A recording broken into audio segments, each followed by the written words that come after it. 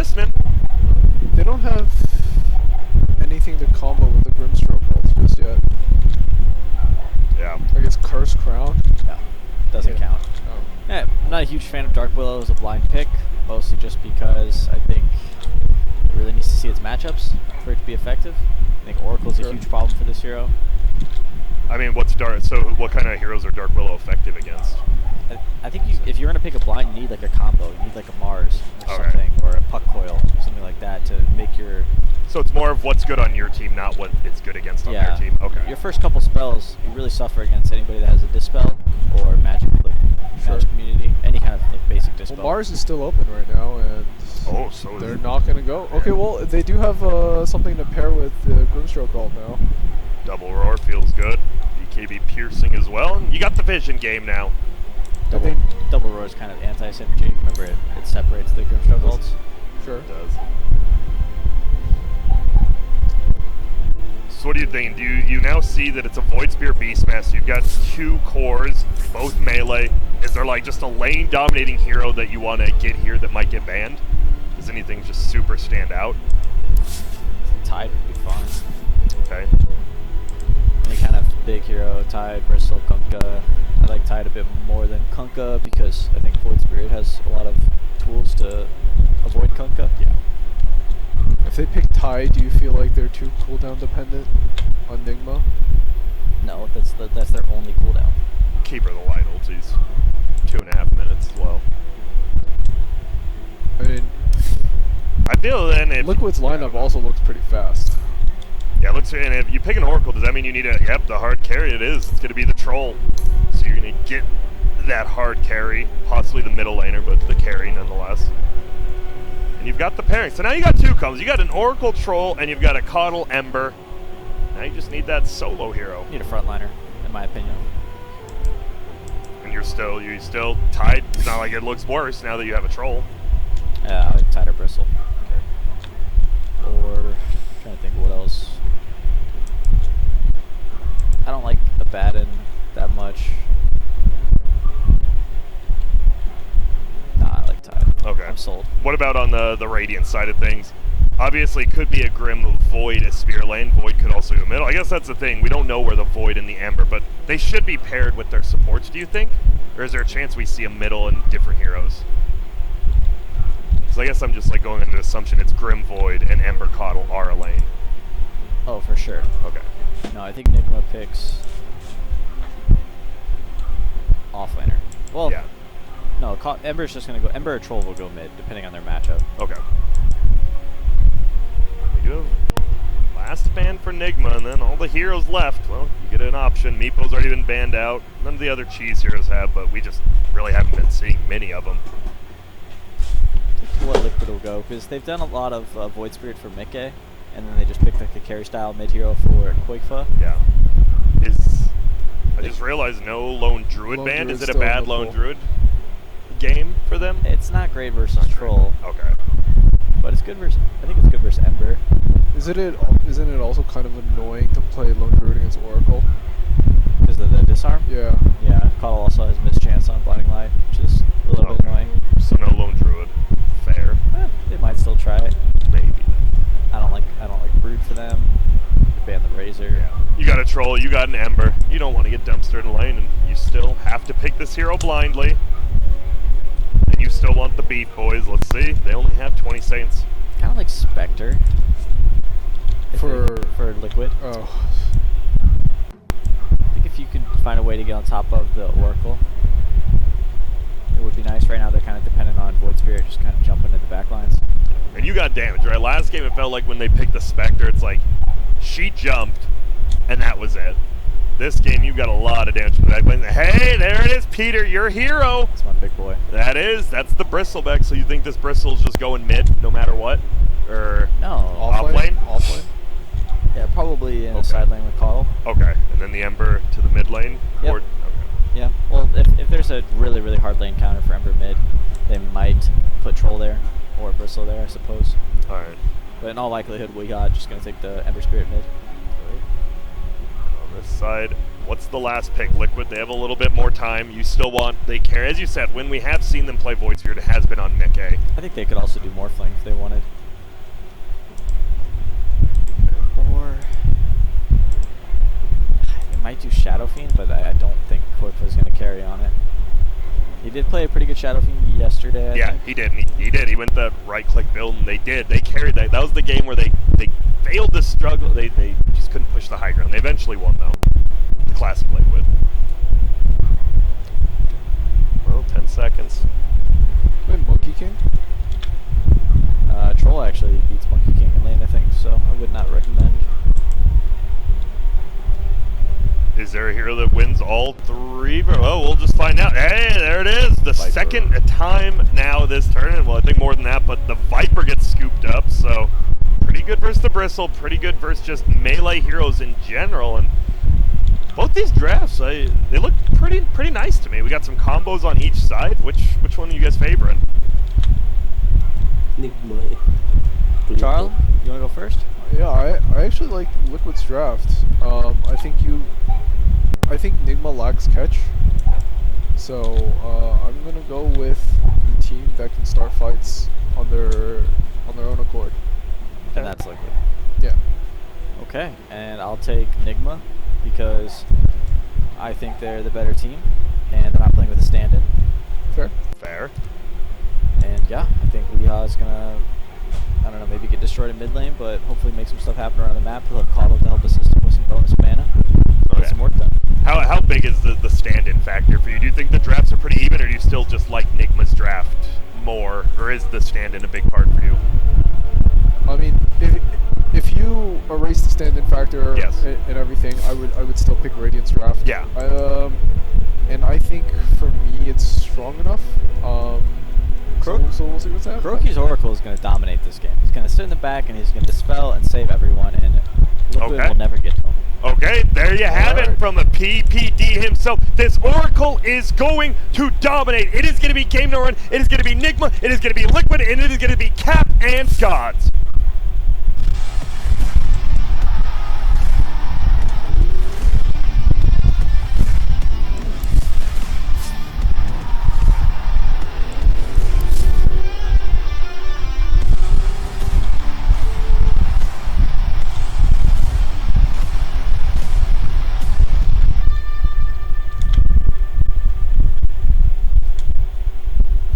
Well, we've been talking about this matchup and saying that it is, or should be anyway, quite close. But we do have that stand-in. Pexu playing for Insania. Not a bad stand-in whatsoever, right? Captain in 5 position of OG Seed. Guns, what do you think?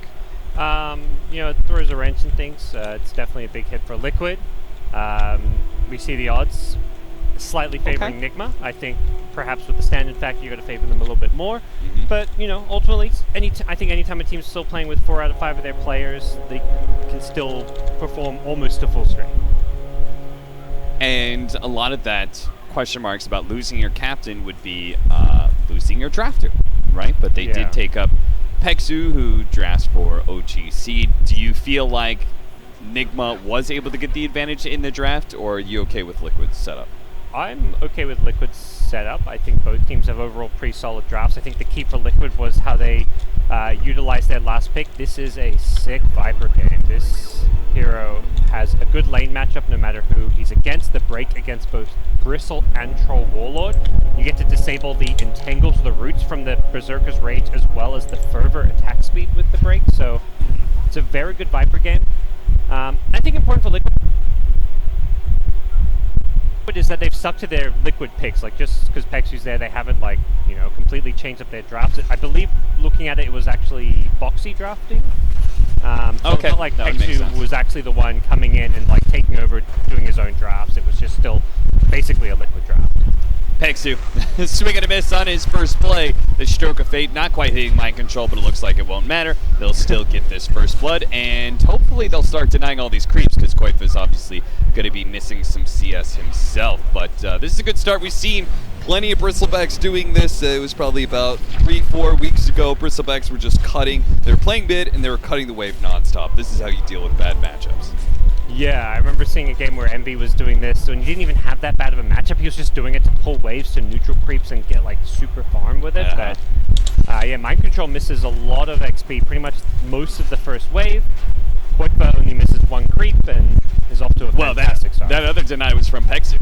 Oh, nice. So they denied all 4 outside of Mind Control's range. So Perfect. yeah, it's a rough start for him, but we'll see how it goes. Definitely a lot more effective in pubs than it is in pro games, as we can see just the rotation of 2 supports makes that play a lot harder. So I'm not sure if Mind Control's going to keep that up. Like, he's going to try it again. And that's They were so ready for it. I think for now, the low-level Viper you can deal with just fine in lane. You're not dealing with any kind of early Nether Toxin. You don't really have the mana to support it on Viper, so at least for now, while you've got Viper low level, just play the mid lane as much as possible. He's got a CS advantage. He's 9-1 to the 5-3 of Viper. Viper has a wave pushing tower, but will maintain a farm advantage. Yeah, no regen for Koifa. He didn't pull anything in for him. So those quills might actually get a tad bit annoying. They're still running the Mickey, not safe lane Void Spirit in this sense, but it is still the same net worth position for them, as we've seen them do it a couple times. They're going to Grimstroke that combination. Koifa does manage to bring down Mind Control. Ooh, that's a big kill. I think this lane was kind of in a place where Mind Control was going to be able to play the lane, and Koifa just outplays him.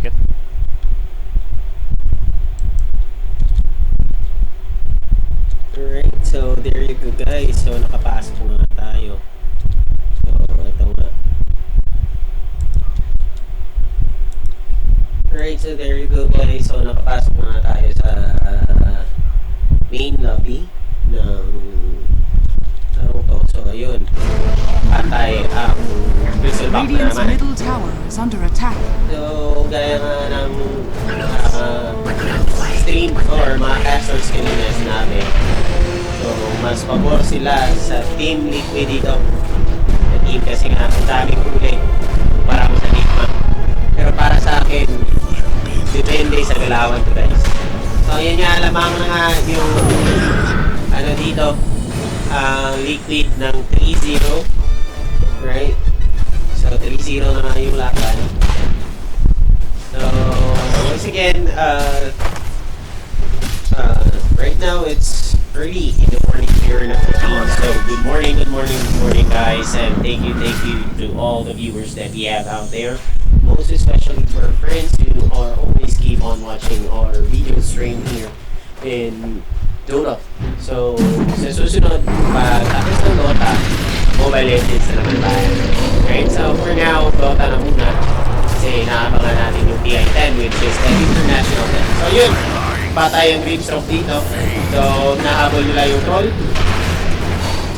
So, Void Spirit is trying to pressure this troll warlord.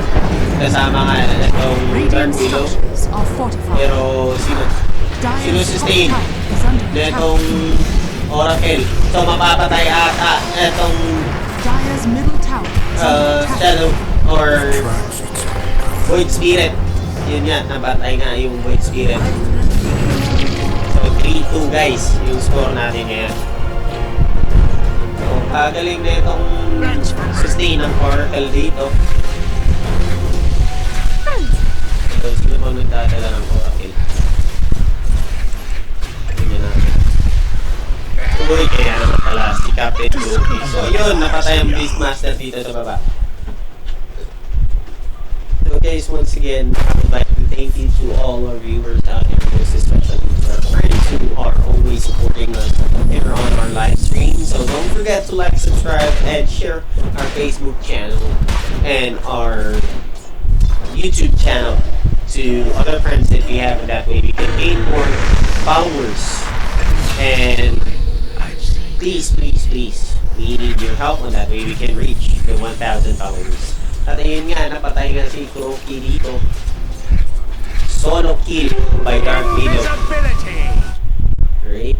So, antay-antay lang natin dito. You guys know. So, yun nga.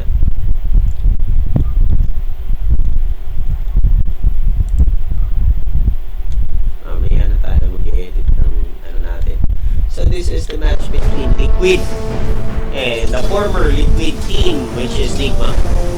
So, hindi ba na yung pangalan nila? Dati sila yung Liquid ngayon. Ayan, hinahabol ng Beastmaster itong Ember. No? Planong patayin talaga. Pero makakapag-TP out itong Ember dito. So, inantay nyo lang ng cooldown yung TP niya. Alright, so check tayo guys. Void Spirit going for face boots na nga. Itong Viper natin ay going for Dragonlance. So Dreamsurf natin wala pa. Boots pa lang. So Beastmaster. Oh yun nga! Nahuli! Itong Beastmaster dito sa baba. Kasabay ng Dreamsurf. So tingnan natin kung i-go baba nila. So wala. Yun lang. Hinuli lang talaga nila yung Beastmaster dito guys. So, kagaling ng SS. So, ayun, kinuha ng Viper yung stock nitong Oracle. So, kinakatay etong Oracle dito. Gawa nga ng matinding slow nga yun guys. Etong Viper. So, compression talaga to for early game. Etong Viper, dihado talaga dito guys. Dihado talaga dito sa Viper na early game match. Gawa nga ng slow niya saka yung poison niya guys.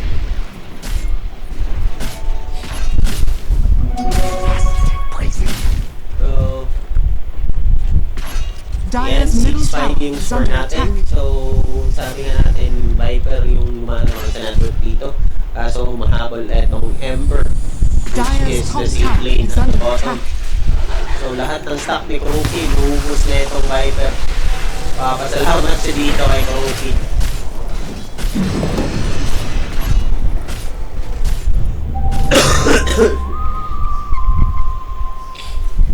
Pero kung titingnan natin sa view guys, ang Nigma pa ang laman ng 1K network dito guys.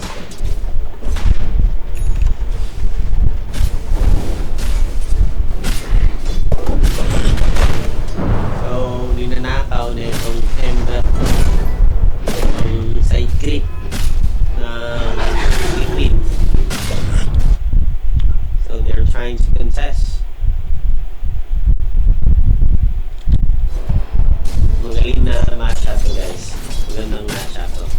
So kanina guys, kaya hindi tayo nakapag-continue ng stream pala doon sa Secret versus Nigma. Gawa nga lang ng power outage dito. So ayun, patay ng Void Spirit guys. So yun, yung mga nilang tatlo. So kanang patayin na itong Viper, itong Ember Spirit. Kaso nga lang mahihirapan siyang ulihin ito guys. Dire's bottom tower is under attack. So just for an update only. So yun, tinuluyan na nga ng Team Secret kanina yung Fly to Moon.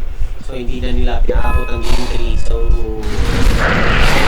yun, huli na naman yung Beastmaster dun sa baba. Good kill for Nigma, may control. Ayun, lumalaban. Radiant's courier has been killed. Dire's middle tower is under attack. Iikot na itong Dark Willow. So, kinuha yung bounty room. Doon. So, nahabol nila yung troll ngayon. Dahil patay na itong troll. So, yun nga, successful nga sila sa pagpatay ng troll warrior dito guys. So,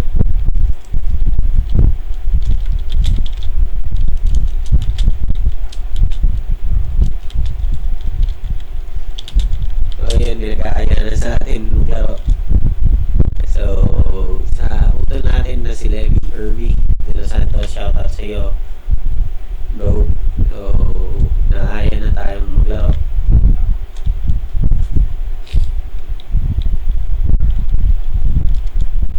I don't see what the big deal is. So, score natin yun guys. Good kill for the Liquid. Tatlo yung napatay nila.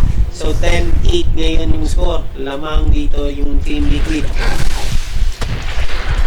Magpapatalo ba yung mga oldies ng Liquid dito na naging Nigma? Or talagang tatambangan netong bagong liquid team. Magpapakilala sila Dire na are scanning. kami ang bagong Radiant's liquid bottom tower is under attack. at kayang-kaya Radiant namin structures yung are mga fortified. dating liquid player na naging Nigma. Dire's top tower is Ayan, under may attack. habol ng level itong mag-spirit. Ayun nga guys. Radiant's bottom tower is under attack.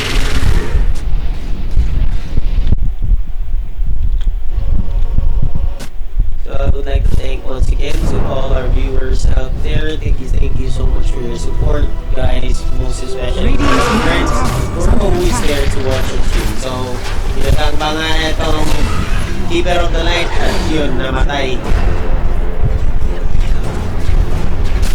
Patay doon si GH. So, eto, Dire's top tower is hindi under na attack. nakatakbo. Etong Lloyd Spirit.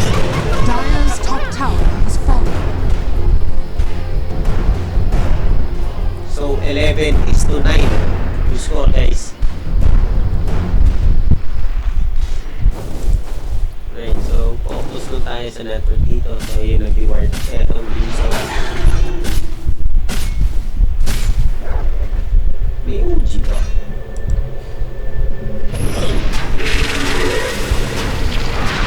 May OG ba? Ayun, napatay na naman si Kuroki dito. Layo na kasi ng attack range nitong Vital Kawaman ng may Dragonlance na siya. So, item check tayo guys. Once again, yung Void Spirit natin ay wala pa going for Stadium Desolator. Ayun. Pwede nang patayin yun. Kaso nga lang, may hirapan siya gawa nga ng Radiant's bottom tower is under attack. So, Viper, Dragonlance, Dreamstroke, wala pa.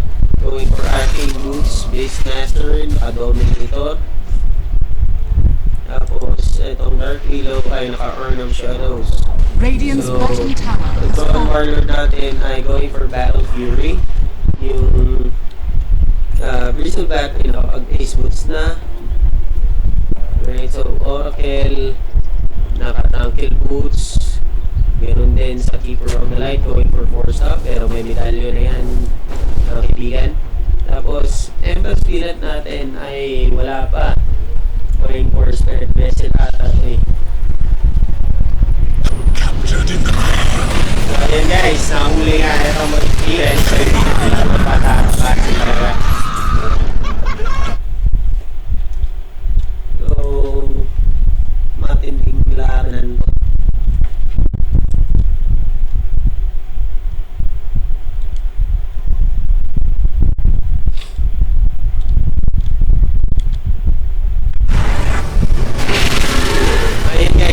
Ginugaw nila itong Warlord para sa ngalang mga kapag-essence niya guys. So, basta mapapatay, namatay yung Gusto. So, patay din. Ayun, mamamatay ng basta. Hindi! Naligtas na itong Dark Willow. Naligtas ang Viper ng Dark Willow. Pero, malit, pero Willow din. Uy, patay!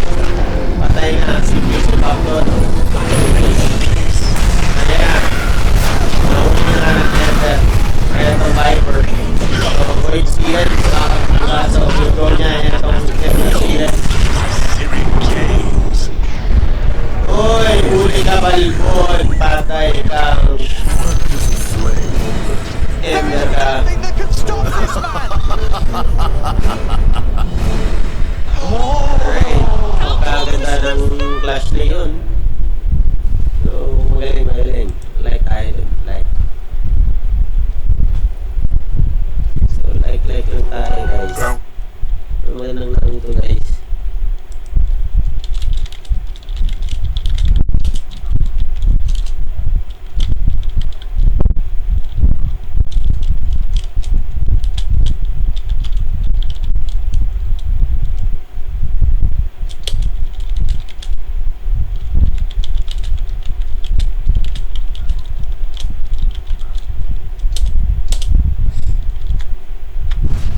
So yun na nga guys, 17-14 yung score natin. 3 kills, Dire yung are bagong liquid. scanning. So they're trying to look for someone to pick up. Eto nga, nahuli etong Troll Warlord na naman guys. Pero nakapag-SS, hindi nila basta magkakapapatay guys. So yun, huli din sila ng Keeper of the Light dito. So yun nga, buhay pa rin etong Troll Warlord natin dito guys. So sila pang napapatay, nakakapag-PP etong Dark Willow dito guys. Kaganda ng huli doon, kaganda din ng sustain etong Oracle sa Troll. Gawa nga etong Troll ay nakapag-SS.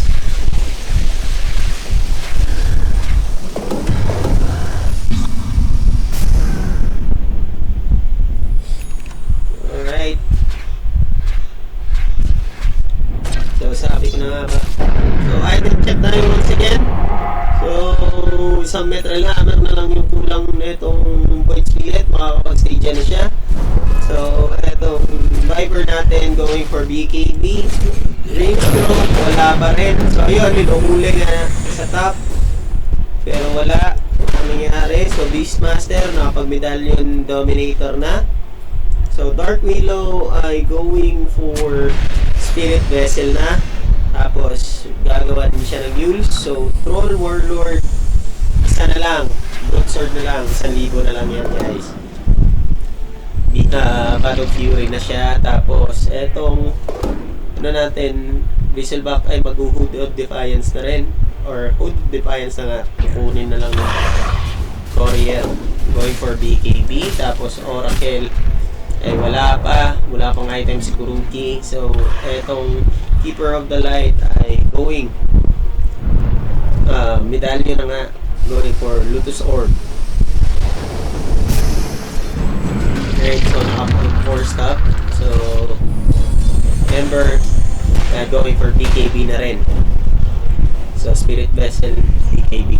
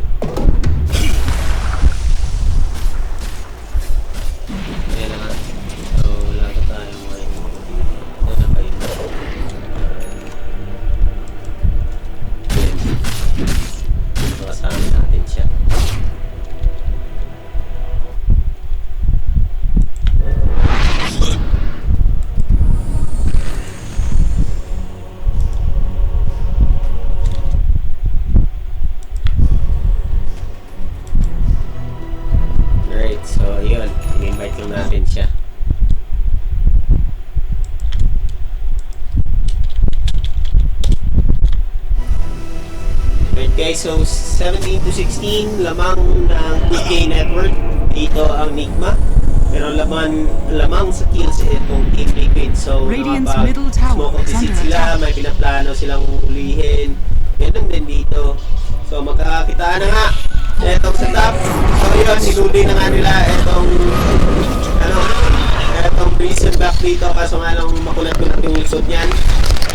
So, ayun. Nagka-clash na nga. So, huli. Etong Greenstroke. So, huli din etong Viper. Anong patayin talaga.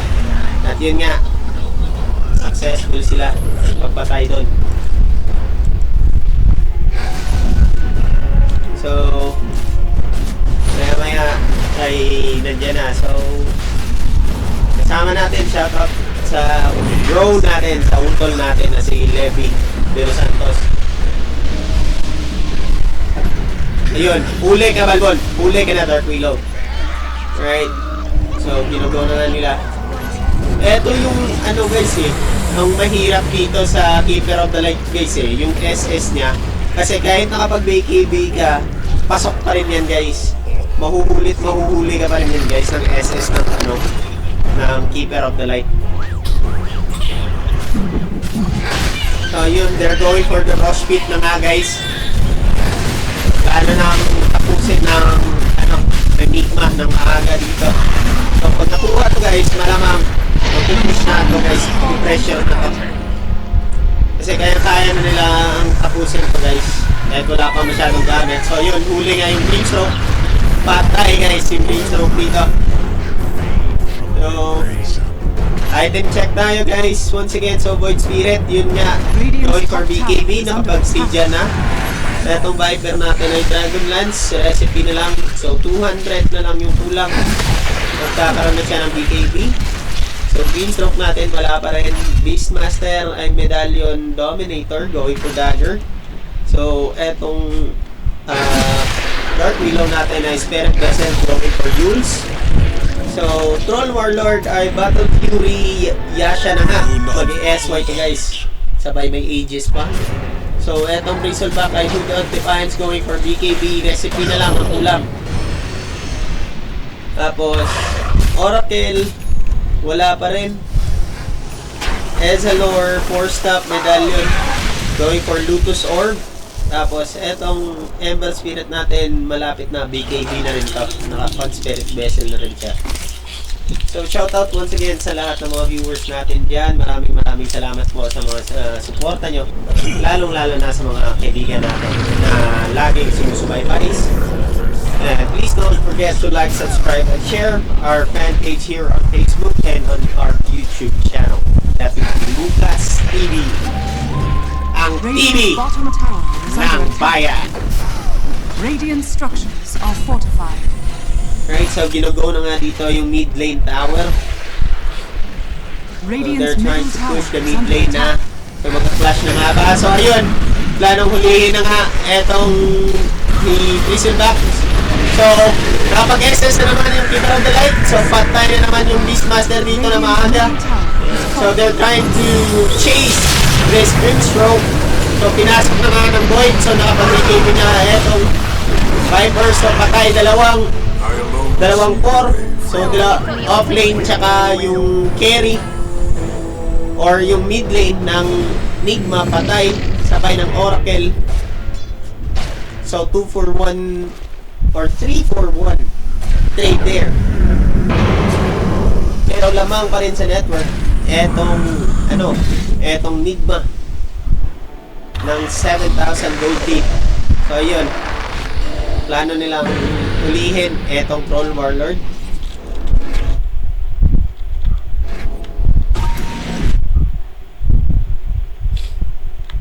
Right.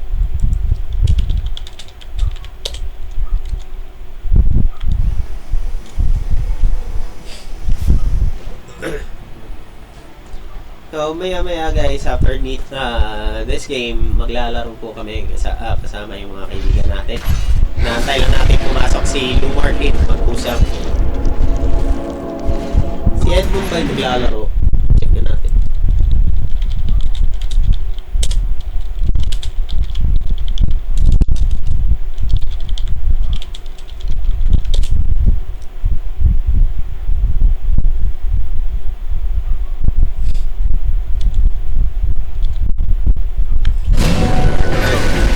Ayun nga, huli na naman yung Oracle dito guys. So magandang matchup talaga to guys. So 21 is to 23 yung score natin. So 7k gold lead etong Nigma.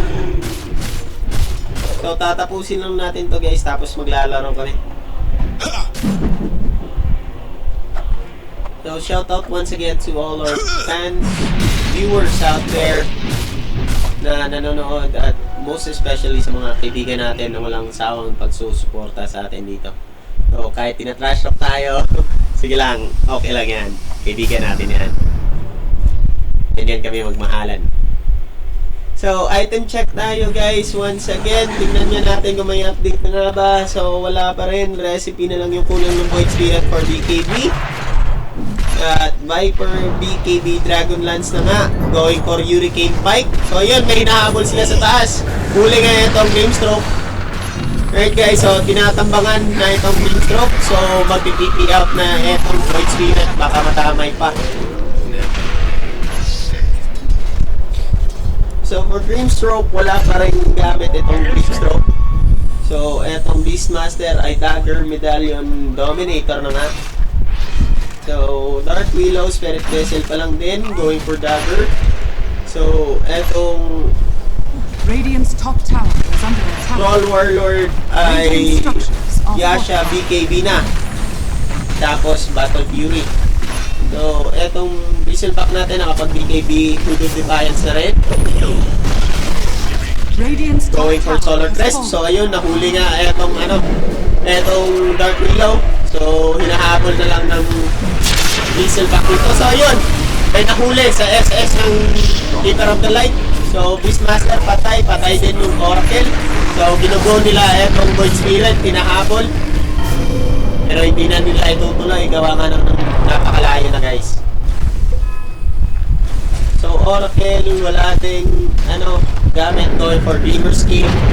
So Eselor, going for Tutus Orb pa rin. Tapos Ember Spirit, ayun, magkaka-BKB na ang Ember. Ayan guys. So huli nga nila etong Dark Willow. So ginugo ng Dark Willow dito. So wala, space lang to guys. Kaya siya nag-suicide doon para magkaroon ng space guys. So ayun, hinahabol ng Bristleback ngayon yung Grimstroke. Napakalayo. Mahabol nga ba? So andyan ang Ember Spirit. Hindi na nila nahabol. So etong troll, patuloy pa rin ang pagpa-farm. Ginugo na yung tier 2 tower dito sa baba. Alright. So mapapasag na yan in just a moment. At yun na nga. Radiant structures are fortified. Yun na nga guys. So ayun. Pagpapalagyan na guys. At patay yung Beastmaster dito. So they pop up the BKB already. So Viper patay na rin. So wala nang nagawa. Grimstroke patay na rin. So they're going for the Dark Willow here. So ayun, patay na naman etong Dark Willow. So 4 na hero ang namatay sa side ng Liquid na bago. Pinapatunayan pa rin netong Team Nigma na sila pa rin ang pioneers sa pagiging Team Liquid. So ginugo na nga itong third tower or yung rocks dito sa bottom lane. So nagko-contest, tinatry ng Void Spirit na mag-push, kaso nga lang nandun yung Ember. Okay, so huli nga siya ng Ember. So they keep up the BKB already. So yun, tumakbo. So uwi etong Ember Spirit. So Troll Warlord, ginugo ang tier 2 tower dito sa mid. Pinupush niya guys. At yun, basag na nga.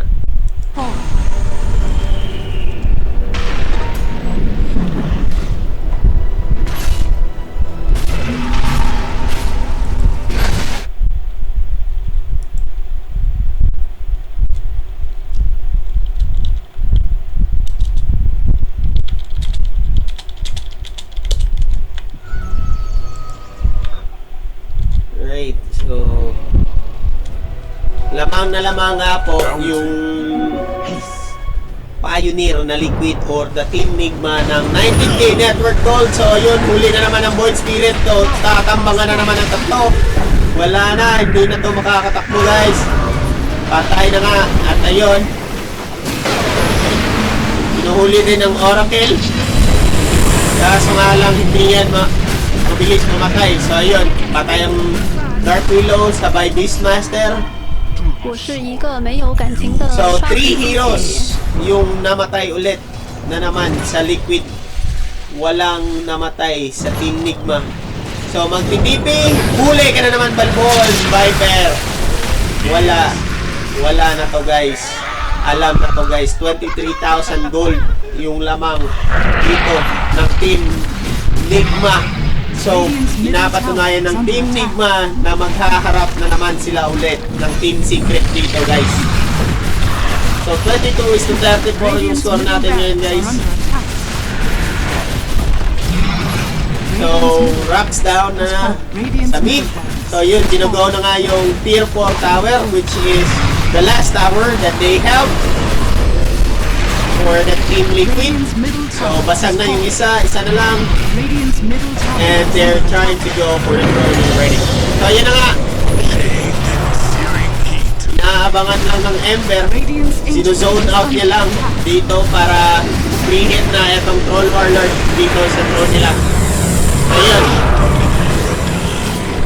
Lumalaban pa. Kaso nga lang, hindi nila mahuhuli ang Ember dito, guys. So yun, patay ang Beastmaster na naman. So this call for GG na ata. GG na to, guys. GG Gaming. So ang troll, pinapabayaan na lang, oh. So wala na. Tatapusin na. Kahit mag-buy pa ka pa, Dark Willow, wala kang magagawa dyan.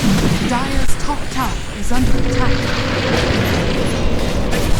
At ayun, namatay na nga si Kuroki. Patay din yung Ember Spirit. Kaso nga lang yung troll, hindi nila kayang pigilan. At yun na nga, nag-buyback na ulit si Kuroki. Yung patay ang Void Spirit, wala na. This goal for a GG. Patay na yung Viper, tsaka yung Void Spirit. Wala na pipigil dito, guys. The unstoppable Troll Warlord. Pinapasok kahit sa bush, walang kawala. Game 1 goes to Team Nigma, the Pioneer Liquid Team. Right, so gaya nga ng sinabi natin kanina, so kami maglalaro na naman. Kami. So hindi na tayo mag-stream. Naantayin na lang natin na itong isang kasama namin.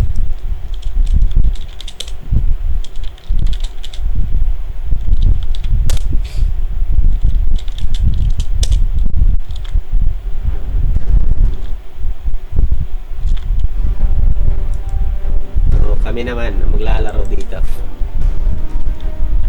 So yun, guys, I would like to thank to all our viewers out there na nanonood. Maraming salamat po sa inyong suporta, lalong-lalo na sa mga kaibigan natin na nanonood din ng stream. Please don't forget to like, subscribe, and share our fan page here on Facebook and our YouTube channel. That would be Lucas TV. Alright. Ayan. Nood lang tayo muna. Right, iluluto na natin.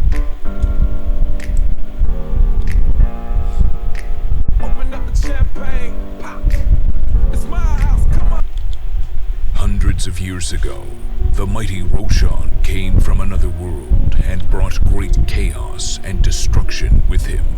Millions of creatures tried to stop the monster and perished. Then 5 of the greatest heroes united in a battle that shook the world, giving their lives to take the beast down. To memorialize their sacrifice,